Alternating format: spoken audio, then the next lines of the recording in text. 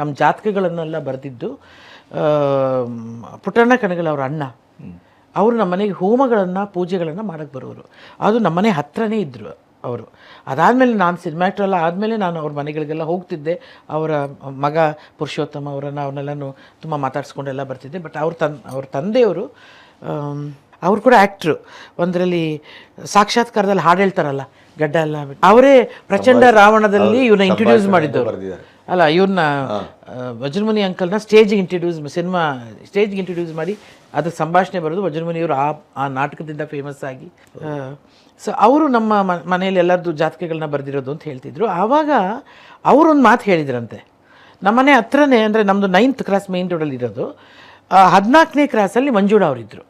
ಮಂಜುಳಾ ಅವರು ಆಗಾಗಲೇ ದೊಡ್ಡ ಸೂಪರ್ ಸ್ಟಾರಿಣಿಯಾಗಿ ಎಲ್ಲ ಆಗಿ ಅವರು ಶಿವಾಜ್ ಮದುವೆ ಆಗಿ ಒಂಥರ ಸೆಟ್ಲ್ ಆಗಿದ್ದರು.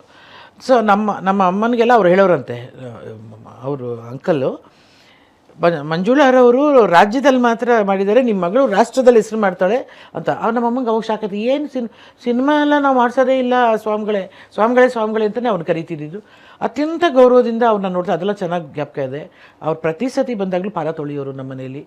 ಅವ್ರನ್ನ ಕೂಡಿಸಿ ಅವ್ರನ್ನ ಒಂಥರ ಒಂದು ದೇವ್ರ ಥರ ಅವ್ರನ್ನ ಟ್ರೀಟ್ ಮಾಡ್ತಾಯಿದ್ರು ನಮ್ಮ ಮನೆಯಲ್ಲಿ.